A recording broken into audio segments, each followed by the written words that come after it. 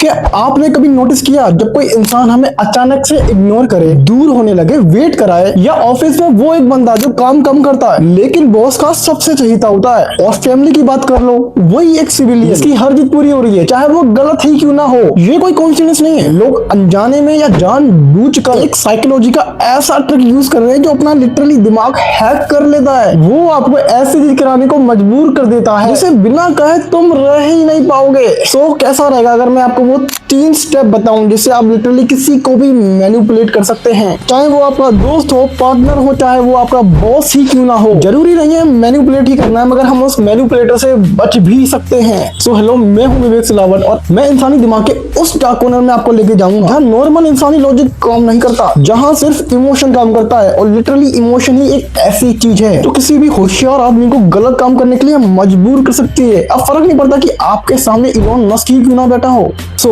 Step first है addiction loop. एक experiment किया गया जहां उन्होंने देखा कि अगर किसी चूहे को हर बार बर्तन जमाने में खाना मिले तो वो रिलैक्स हो जाता, लेकिन खाना कभी मिले या कभी ना मिले तो वो चूहा उस बटन का एडिक्टेड हो जाता है, आदी हो जाता है। That's the point. So basically ये काम कैसे करता है? अगर आप किसी को हमेशा अटेंशन दोगे, उसका मैसेज का रिप्लाई करोगे, तो आपकी वैल्यू कम हो जाएगी, सामने वाला बोर हो जाएगा। द ट्रिक इज कभी बहुत ज्यादा अटेंशन दो और फिर सडनली गायब, जैसे आप कभी एग्जिस्ट ही नहीं करते थे। ये जो सडन चेंज किया आपने वो सामने वाले का डोपामिन स्पाइक करा देगा और ये डोपामिन स्पाइक हमें उसे मैनिपुलेट करने में काम आएगा। रियल लाइफ एग्जांपल से समझते हैं। फेज 1, पहले एक हफ्ते से फील कराओ कि वो दुनिया का सबसे स्पेशल इंसान है। सुबह शाम बातें, कॉम्प्लीमेंट, वॉइस नोट सब कर दो उसके लिए। एंड फेज 2, गेम बदल लो। कभी 2 मिनट में रिप्लाई करो तो कभी 2 दिन तक सीन भी मत करो। जब वो सबसे ज्यादा एक्साइटेड हो तो बोलो बिजी हूँ, क्या है, ठीक है ना, ठीक है।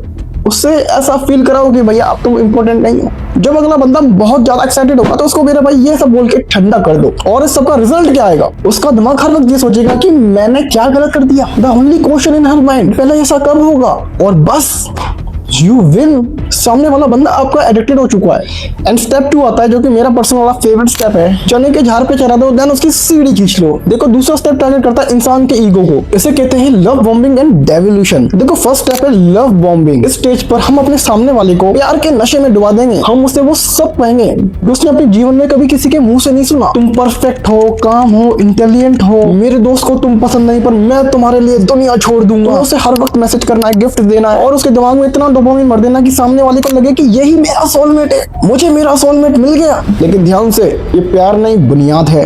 Then phase 2, the switch. जब सामने वाले को यकीन हो जाता है कि अब मेरे भाई सामने वाला उसके बिना सांस भी नहीं ले सकता, तब हम गेम चेंज करेंगे। गेम का नाम है डेवोल्यूशन। अचानक वो प्यार का झरना सोख लेना है। अब हमें उसे फोन नहीं लगाना। जब हम उससे मिलते हैं तो उसकी बुराइयां करनी है, बोलना है कि तू मोटी हो गई है, तेरे को तमीज नहीं है बात करने की। जिस व्यक्ति को हम कल तक देवी का रूप दे रहे थे, आज हमें उसे कचरा मानना है। इससे सामने वाले का माइंड एकदम कंफ्यूज हो जाएगा और वो शॉक में चला जाएगा कि लिटरली हुआ क्या है। वो गिड़गिड़ाएगा, माफी मांगेगा। मगर तुम सोच रहे हो कि मेरे भाई सामने वाला तो छोड़ के चला जाए, तो नहीं जाएगा। ऐसा इसलिए क्योंकि वो व्यक्ति पुराने वाले उस प्यारे इंसान को ढूंढने के लिए अपना एफर्ट देगा।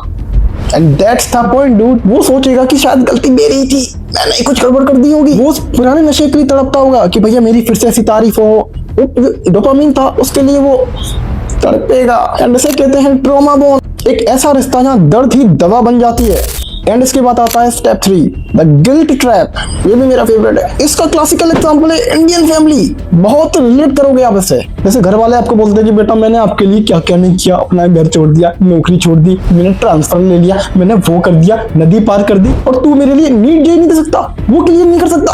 आपको पता दुनिया में सबसे बड़ी जेल लोहे की नहीं, एहसान की होती है। इंसानी दिमाग का एक डिफॉल्ट सेटिंग है। अगर कोई हमारे लिए कुछ बहुत बड़ा करता है तो हम रेसिप्रोसिटी के मारे उसके गुलाम बन जाते हैं। एंड इसे कहते हैं ऑब्लिगेशन क्रिएशन। ये काम कैसे करता है? सामने वाली पार्टी के एक ऐसी बड़ी हेल्प करो जिसकी उन्हें उम्मीद भी ना हो। उनकी कोई बड़ी प्रॉब्लम सॉल्व करो, उन पर अपना वक्त या पैसा खर्च करो। जब भी वो कभी कोई मुश्किल में हो, आप उनके लिए मसीहा बन जाओगे। फेज 1, उन्हें एहसास दिलाओ कि आपने उनके लिए क्या क्या कुर्बानी की है। मैंने तुम्हारे लिए अपनी इंपॉर्टेंट मीटिंग छोड़ दी, तुम्हारे लिए मैं अपने घर वालों से लड़ा।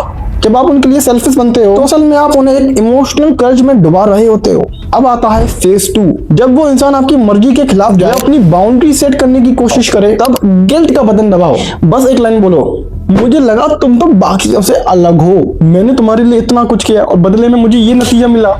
इस सब का रिजल्ट क्या आएगा?